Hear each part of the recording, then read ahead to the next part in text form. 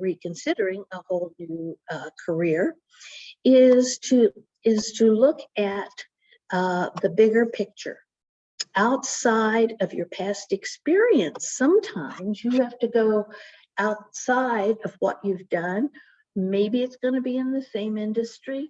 Maybe it's going to be in a different industry. Sometimes you can rephrase what your talents are in one job that would be used in another job.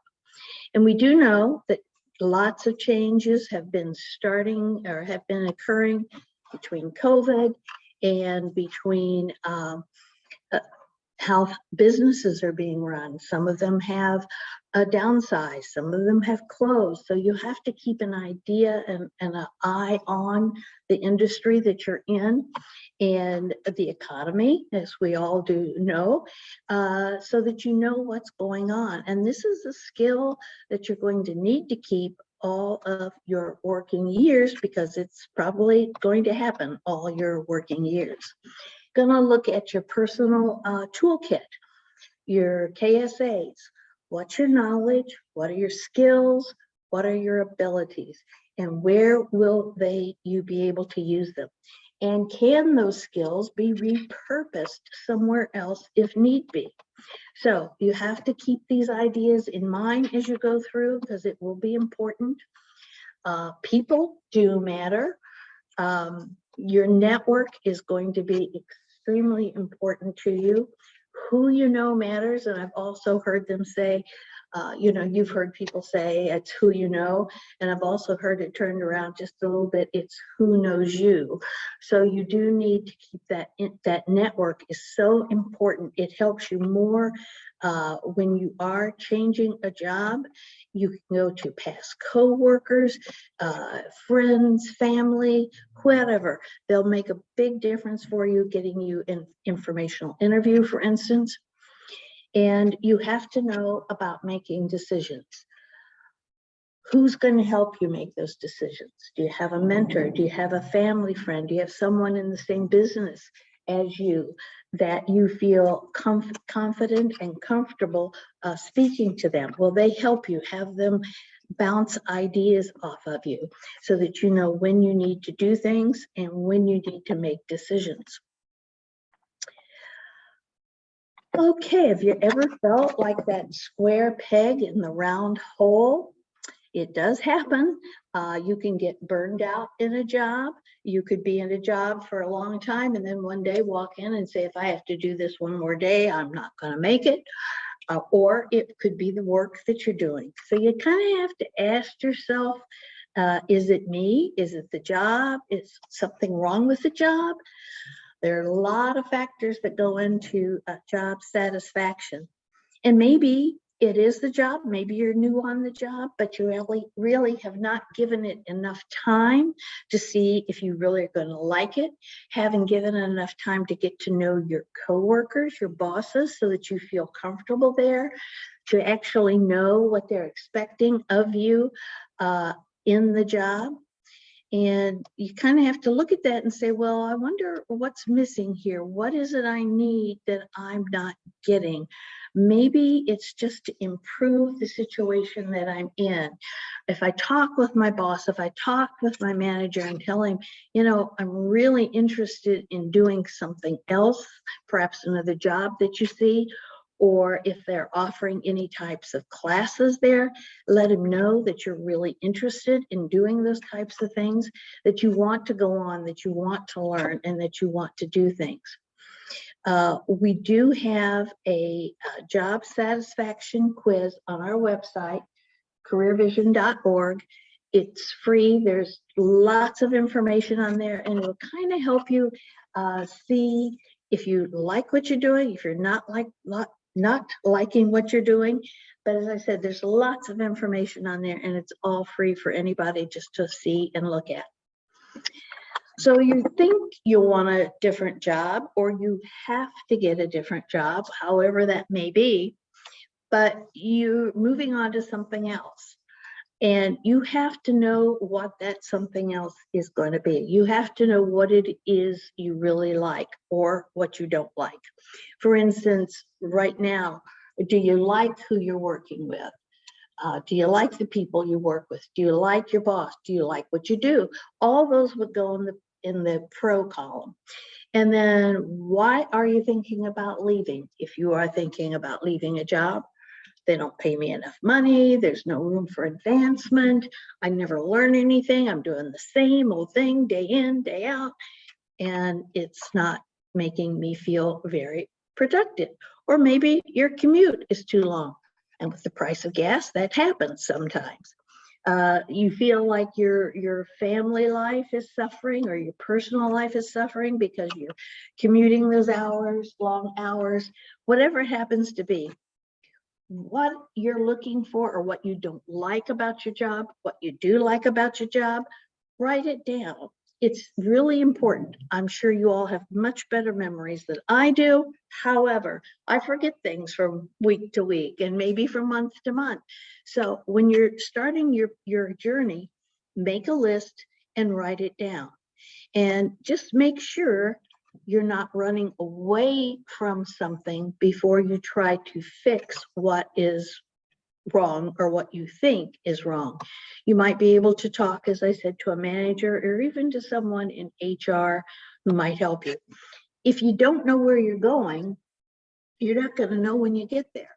So you need to have some ideas. It's your job to plot out your goals and know what you have to change. Don't get stuck yet on how you're going to get it changed, what you need to change first. Yeah, I'm sure you've all heard this old saying that says, if you love what you do, you'll never work a day in your life. Well, it sounds really great. It could be true. It could be a little unrealistic. I can tell you that I've talked to one person in all of this time that I've been working who actually said they loved every day what they did. Maybe it happens for other people, but maybe not as much as we would like to. And, you know, what I would really like to do is to maybe be a dog walker and walk dogs. That sounds great. That's really what I'd like to do. I love to be with animals. But is that going to be enough to pay my bills? Is that going to be enough to let me have my pack of dogs and feed them all? Probably not. So you might not find the job that's perfect, that you're going to love 100% of the time. Maybe you're one of the few lucky people who will find that job, and that would be wonderful. But don't be surprised if you don't love everything about your next job. And the trick here is all about proportions. Is this job that I'm doing what I mostly like to do? Is there just a little piece that is the thing I don't like to do? It's proportions. I've often said I was a biology major, and if you wanted me to do something in a lab, I was your girl. If you wanted to identify the unknowns, if you wanted something dissected, I was happy to do it. But I'm not very good at math. It's a secret. Don't tell everybody. I'm not very good at math, so I'm not going to find a job that is heavily centric towards math. That's not something that's one of my talents. So that's not going to be on there. So there are things you love to do, and that's great. And there are some things that you don't love to do. So find the best fit for you. And again, proportions. So it has as little of the things that you don't like, but mostly the things that you do like. Because most jobs are going to have a little of both. Some you like and some you'd rather not do. And those are the things you need to think about if you're just changing your job or if you are looking for a job. And these are some other things you can consider. And again, what do you want from this change? Because this is an important step if you're changing jobs or if you're looking for a new job and you hope to stay there in that job for a long time. You're looking for different criteria for this job, and you have, as I said, you must know what they are. That boss that you thought you liked so well, is that true? That you are going to have to figure out what kind of a boss that you like to work for.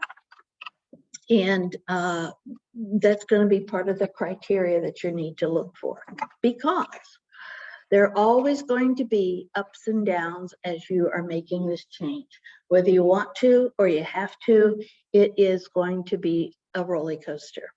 You have to start, or you hope you start, thinking really positively, and you're on this high because you know that you've got some good talents, you know that somebody out there is going to need you, and you're thinking about your past successes and where you have really excelled.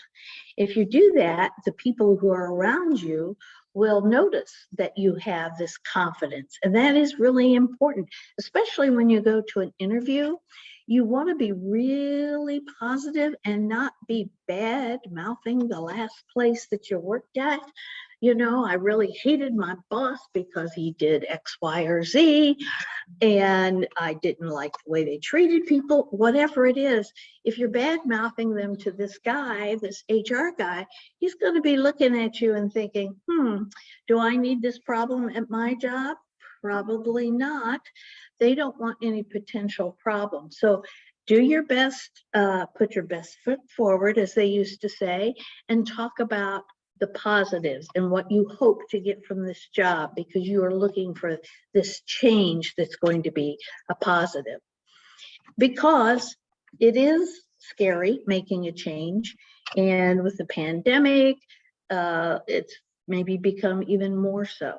But you must be willing to look at different options. As I said, your skills may transfer from one industry to another. You might have to reframe what you say to fit a certain job description, but that's okay as long as you feel that you can do that. You can reframe your talents, but you must be able to put your talents down. You've got to put it together on that action plan. And I'm going to say it one more time, and you're going to write it down, and you're going to keep it as a plan, writing it down.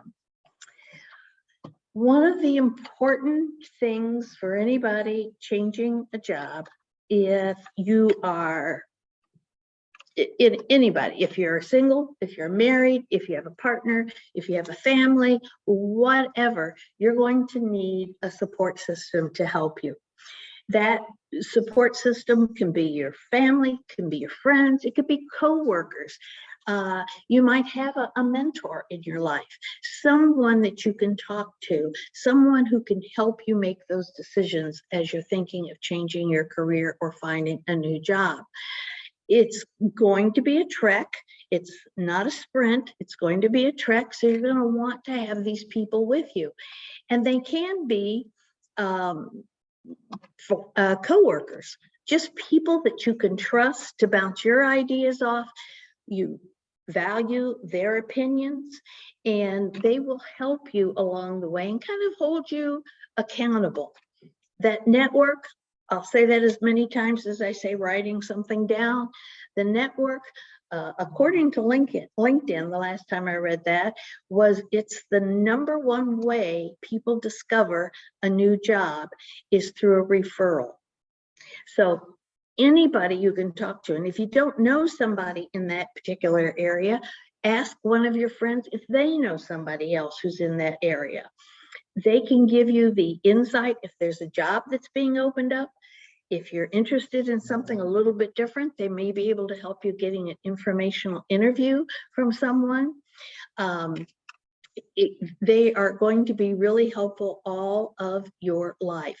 Could be a former coworker. It could be even a former boss. It could be someone with whom you did business at your last job. They know your work. They might respect what you've done. Ask them if they have any leads, or if they would reach out to you if they know of any leads that would be a part, that's something that you would want to do. You're creating your own board of directors, people who are going to be there, who can help you with ideas, with their opinions, their observations of what you're doing, and, as I said, their connections. Very important. You absolutely need a plan, and absolutely need to be writing it down. But as the roller coaster earlier showed you, it will be different emotions will go through the entire time. You might get lucky. You might get the first person you talk to has got a job for you and you sky right on in there. That may be great. On the other hand, as I said, it's not a sprint. It usually is a trek. You start out very excited. You know things are going to be great. You go in for an interview and you don't get that job. And then you're starting to sink a little bit and you're not really unhappy and you don't know what these people want from you. What are they asking for? So that happens, but don't get too crazy about it because it will move along. And if you keep using that network and keep talking to people, not just once, but more than once, working your plan, it will certainly move up and your emotions will go up and down, but they will go up. Your first idea for a job may not work. Your second idea for a job may not work. But the goal here is to adjust your plan, adjust your realistic goals, but adjust the plan, not the goal itself. We're all adjusting to a new world of work. Certainly is a different world than where I came from a long time ago, going out there looking for a job. Things change rapidly, the speed of light, very, very quickly. As I mentioned, knowing what your career background is, what your experience was, what your successes were, you look at what the market is asking for now, and you look at your skills and you say, well, where can I put my skills where they're going to be needed today? And, you know, it used to be if you had a degree, you walked right into a job. That doesn't work so much anymore. Employers are looking for not only education, they want experience as well. You might just have a 2-year degree from a community college and walk right in to a job. I understand that a lot of the certificate are enough to get you started into a career, even if it's not exactly the job that you wanted. If I wanted to be an RN, but I didn't have the time, I didn't have the money, I couldn't go on to be an RN, I could go to a community college, get a 2-year certificate and work, and then possibly move on as I progress in my career. Having a degree is always a good thing, but it is not the only requirement. And the piece here that is really, really important is being self-reliant. In the old days, I'm speaking of my old days, if you working someplace, your employer was taking care of you. They were watching you and saying, oh boy, you're really doing a good job. We'll move you along to something else, or we might pay for your education. You might still get that today. You might not still get that today. It's up to you to know what you're good at. It's up to you to know what your skills are. It's up to you to say that to your employer, to your manager, saying, you know, I really like doing X, Y, and Z. I really would like to learn more. You need to tout your own horn. There's not a lot of benefit. People get very frustrated when they send out their resumes to everybody at every job they could ever find. That's using your resumes, casting a very wide net, but not a very wise net. So remember that matching your career story, your own career story, your own career talents with what that job is. And don't forget, you can massage it a bit as long as you feel that you can fulfill what that job is asking for. And does your experience fit that? Massage it. Use the same terms that they're looking for when you talk to them. Your skills can usually be, many of them, some of them, all of them, be transferred to a current job situation. Career management certainly starts with our self-knowledge. I've said that more than once, but if you're using your strengths, if you're using what you're good at, you're usually going to be pretty successful at what you're doing. And if I'm successful at doing something, I'm usually pretty happy about what I'm doing. And if I'm happy, I'm usually pretty well satisfied in my job. Now, of course, the trick is, how do I get there? And it starts with the self-knowledge. What are my talents? What is it I do better than anybody else? That's important to know. And what is going on in the workplace, and maybe where you're working. Maybe you're unsure about your job. Maybe there's been a merger and you don't know what's going to be happening, or they're bringing in all these new people who are bringing in their friends and you're getting a little bit worried, or perhaps the company's profits are down. Keep your eye on what's going on. If you see a job, you think you want to do it, you look at what it requires, and maybe you don't have everything. That's where your gap analysis is going to come into play. So I've been wanting to be in logistics, and I've been watching various logistics companies, and they say, for this job, you have to have this, this, and this, and for this job, you have to have this, this, and this. It might take a certificate in logistics. I don't have it, but I could go check with my local community college. It might be I could start working in logistics. I might have a side job. I might even have a second job to see if I like it. It sounds good. It might fit, but you don't know that. So make sure you know if you're watching what the jobs are asking for. That's where you can do your gap analysis and see if you have everything that they need, so that you can make your choices. And the return on your investment, I wanted to be an RN, but I didn't have the time. I didn't have the money, couldn't do it. So I'm not going to jump in and go into a 4-year program to be a nurse, but I can go to the community college, get my certificate, and be an LPN or a medical assistant, and start that way, and then work my way through.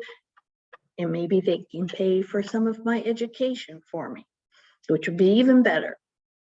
So look for those places where you are most qualified and where you are most interested. That's really where the sweet spot comes in, is where your strengths and your interests come together. That's your sweet spot, what you're looking for, what you're interested in, and what you're talented in. And don't forget to keep writing that all down. Self-knowledge. We humans are complicated sometimes. We have a lot of different things that go into our makeup. And this is one of the things that we've been studying for, like I said, over 35 years at Career Vision. We are an ongoing research organization, so we're always looking into things. The values are what is going to give this job meaning to you. Do I want to make $1 million a year? I want to be wildly successful? That's really important to me. Or am I more concerned perhaps about the environment, because I'm really concerned about climate change?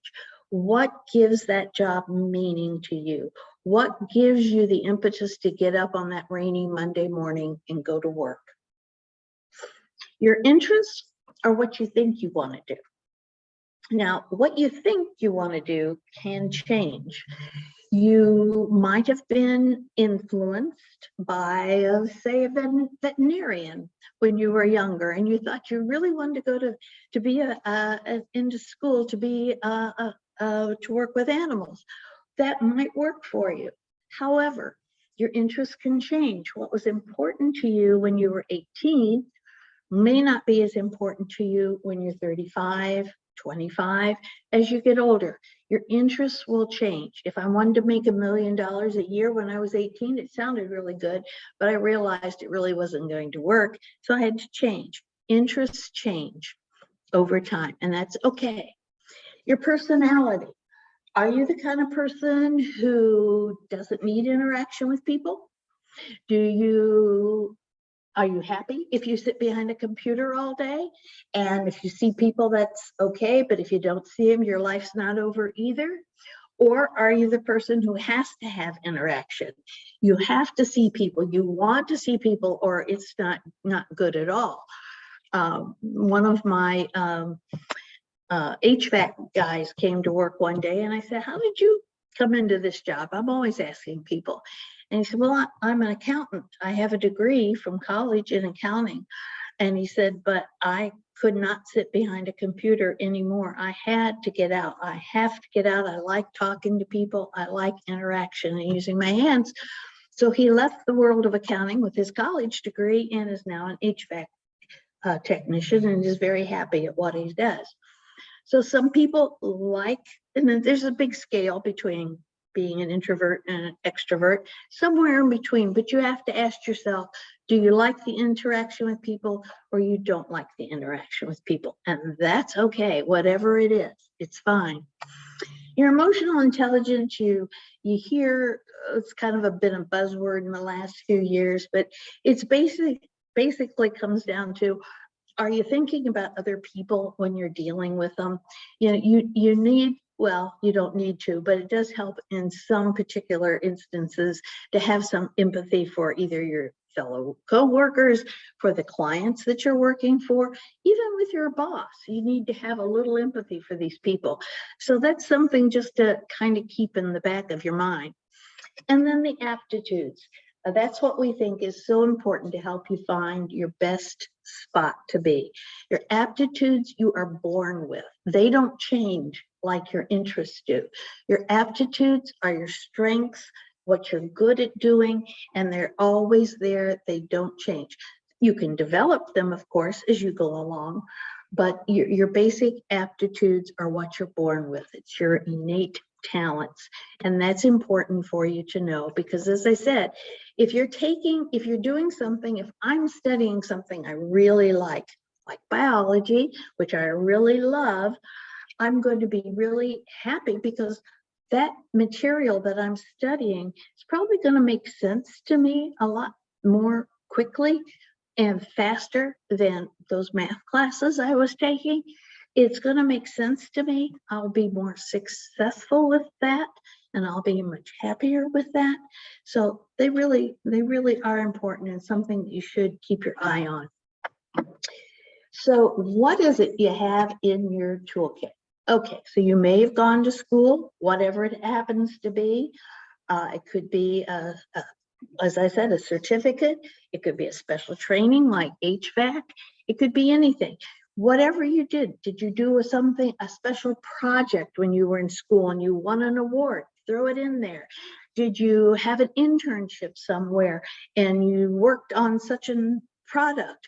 Put that into your tool kit.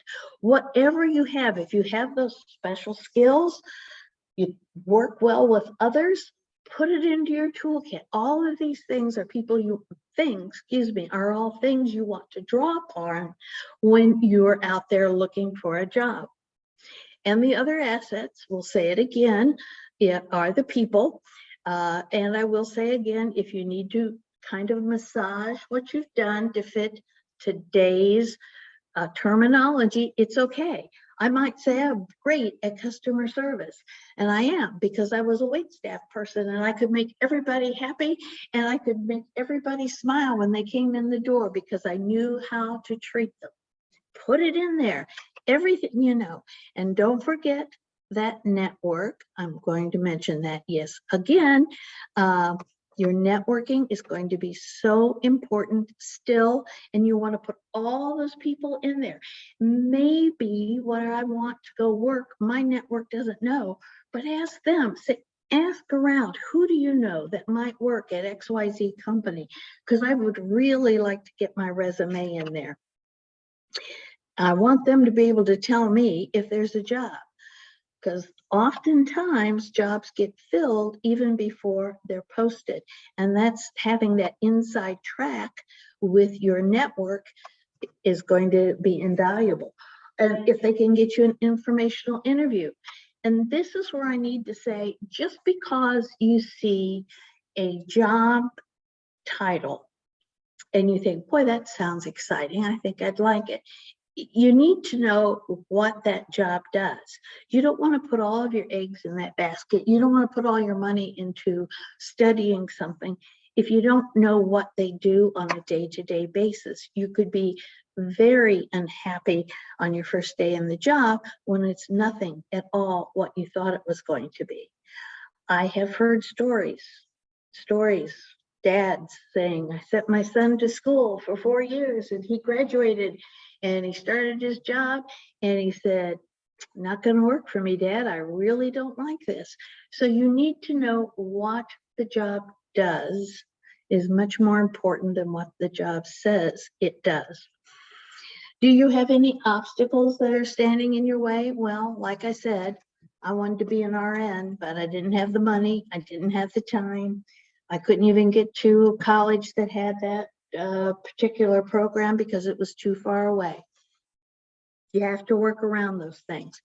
Use your assets, use your people skills, use your network, and any special skills you have, anything that you think is important, or, and I need to say this too, what you think is so easy may not be for everybody. And you think you don't have these special skills, but you really do, because it's not always easy for the next person. As I said, you want something dissected? I'll go dissect whatever it is, fruit flies, whatever. But the next person who's sitting next to me in class just really hates it. So it's easy for me, but hard for the next person. So what you think is easy, throw it in there too, because it might just be the thing that you need. However, you do need to have targets that are realistic. You want to make sure you are putting together those things that you want to do and your talents that you want to use, that they're going to come together, again, the interests and your aptitudes for the jobs that you're looking at. If I wanted to be a nuclear physicist, no, I'm not going to send my resume out to a nuclear physicist opening somewhere. That's never going to happen. So you have to be realistic about your search. You also have to be able to use the jargon, the language of the industry wherever you can. You have to be able to talk the talk, as they used to say. It's very important, and it's okay for you to say, okay, I'm working at this level right now, but I really think I could take it to the next level, and that's okay. Go ahead and try to do that. You'll find out whether or not it's going to work, whether or not it's going to be realistic. Look at the companies that you think you would like to work at. Check their websites. Look at their listings for jobs and see how they approach those job listings, what they're asking for, what are the words they're asking for, the accomplishments they're asking for, and monitor those companies and see if they have something that you can use.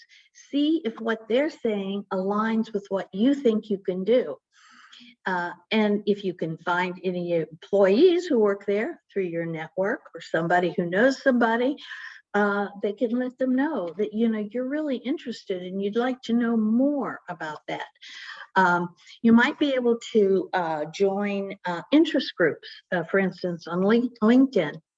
I knew a young woman several years ago now. She was in school in Kentucky, and she had a degree that she was working on, I believe, in finance. She thought she would be interested in being a financial advisor. So she found out that there was like a Midwest conference of financial advisors in Chicago one year. She got herself on a plane. She came up here to Chicago. She was dressed like she was ready to go to work, even though she was still in college. And she met with people. She got business cards. She talked to them about what they did. It really piqued her interest. And they got to see her. And yes, she got an internship out of that, and the internship led to a job and in being a financial advisor, and she was thrilled. So check these things out. If you can look at some of the groups on LinkedIn, for instance, that may help you. You can see what they're interested in, and you can see whether or not that interest actually aligns with your interest. And if it doesn't, like I said, you need to be looking at finding out what it is the job actually does, not just what it says. You get an informational interview. You might be able to do a part-time job. Maybe somebody in your network get you a job shadowing to check out about this job. Even volunteering, anything you can do to learn as much about a job, particularly if you want to change industries, you need to do. I talked a little bit about the gap analysis before. It's the differences between your current skills and what the qualifications are for the next job. If you want to jump up from one pool to the other into the bigger pool, you need to have a little bit of a gap analysis to make sure that you have what it takes. And if you're watching the companies that you want to watch and you're watching the job postings, you'll see what they're asking for and see if what you need to do to take you from where you are to where you want to be, if it takes a certification or a special program or a workshop, whatever it is, that'll get you to your goal. If you go to the U.S. Department of Labor, they have an occupational handbook. They have ONET and Career One Stop and Career Outlet. That's at the U.S. Department of Labor. They have lots of valid, good information for you to look at, and I would encourage you to look at their Occupational Outlook Handbook, ONET, and Career Outlet. It'll be quite helpful, I think. So this is pretty self-explanatory. If you think you want to change job, you're going to stay in the same industry, you know people you can talk to, people you've worked with, clients you have worked with, you know how to talk the talk. That's the easiest change for you. If you're going to a different job in the same industry, you still know how to talk to people. You still know people in the industry, but you may have a gap. You may need that certificate. You may need that training to go up another level or into a different area that you find interesting. A little bit harder, but not undoable. And the level 3 is if you're doing the same job, so you know what the tasks are, basically, but you're going into a different industry altogether. So you're not going to know as many people, and you may not have the same jargon that you use. You may have to learn different ways of talking to these people. And then the hardest is if you're going to do a totally different job where you're going to have a lot of gaps in your skills and your knowledge and your abilities, and you're in a totally different industry, and you're not going to know as many people, and you may not know how to talk the talk. So those are the levels that you can move through, from the easiest to a little bit harder. All doable, however, all doable. One of the things that we encourage everybody, really, high schoolers, college, career changers, to do is a timeline. And we talk about a backwards timeline. So you'd start on the far right. You would start with, I want to go interview for this job, whatever it happens to be. And I know before I'm going to go interview for that job, I need maybe that certificate. I might need that extra workshop. I might need to do a little bit more research about this particular job because I'm not as familiar with it. And I need to decide if I'm going to go to school, am I going to get my return on my investment? Is that time and that effort and that money that I'm putting into it, is it actually going to help me? Have I done some informational interviews in this particular job, in this particular area, so I know exactly what it is I'm going for? Have I been working with my networking people to perhaps get me that informational interview, or to get me an internship, get me a part-time job? Do I have a very succinct, tight elevator speech that tells people exactly what my talents are and exactly what kind of a job I'm looking for? Have I written that down? Am I ready to go? If somebody says, well, what kind of a job are you looking for? Here it is. So glad you asked. And before that, perhaps I need to be looking. Do I know exactly, do I have maybe 3 ideas, which directions, 3 different jobs I think I want to go? Do I have some ideas about which direction? Do I know why I want to change a job? Do I know what my skills are? Do I know what my talents are and where I'm going to use them? Again, have I said this enough? Write it down one more time, but have a backwards plan. Start with your goal and then work backwards onto how you're going to get to that goal. Okay, well, I've run through this pretty fast, but first of all, you need to understand what you're feeling and why you're feeling. Have you tried to fix your current job? Maybe it's just a simple changing, a little massaging, a different role, a different learning opportunity. If you're looking for a job, you might be able to go back to those people that you worked with, those clients that you knew, your former boss, any of those people who know your work, who could give you some ideas about other places who might be looking for your talents, who might be looking for what it is you're offering. And you have to be clear about what it is. You need to know what it is you're looking for in that job. And do you know about your toolkit? Do you absolutely know your talents? Do you know how good you are in things? Have you talked about those successes that you've had in the past, the skills that you have honed? And you know, a lot of times an older worker will be so worried about going into a job when those new kids coming out of school, you know, have all these new things, but they don't have your experience. They have not honed their talents. So that is something you need to remember, that your talents have experience and you have some good successes, I'm sure, that will serve you well. Make sure that your target, whatever it is you think you want to do, is realistic. If you have to do your gap analysis, go right ahead, but keep your sharp eye out for what's going to be that sweet spot of interest and your talents.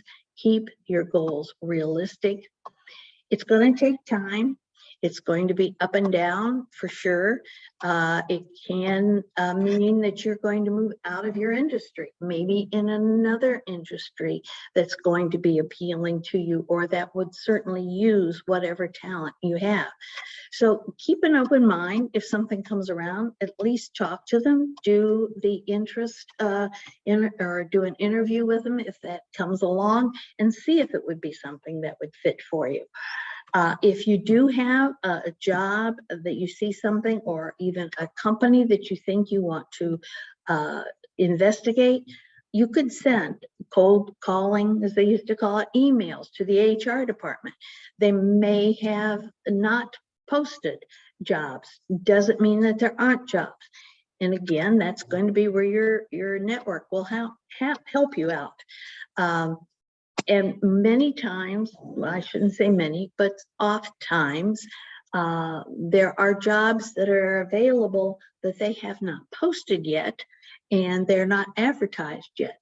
So don't be afraid to send in your resume, talking the talk, using the words that they're using in their job description, so that you can get their attention. If you've got somebody in your network who can walk in your resume to the HR department, much better, much better. You'll have much better chance if somebody takes in your resume or gives the HR department a recommendation. You have a much better a chance of getting your resume actually read by a person, and a much higher percentage of getting an actual interview. Don't forget your elevator speech. Make it succinct. Show off your talents. Tell them what you're good at.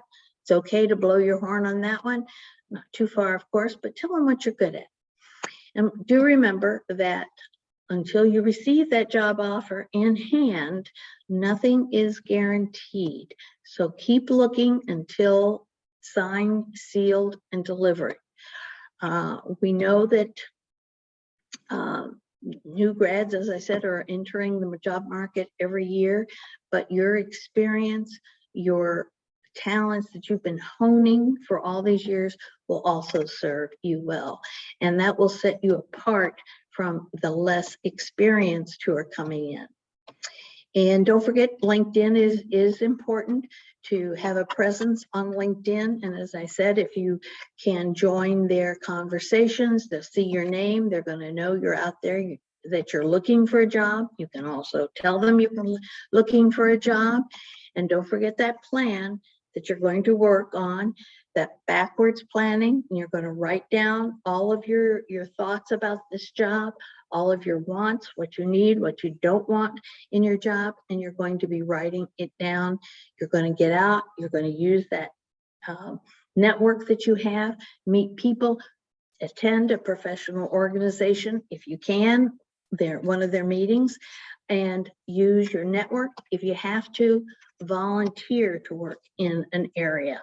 All of these things will help you decide where you want to go and where your talents will be most needed and appreciated. Thank you.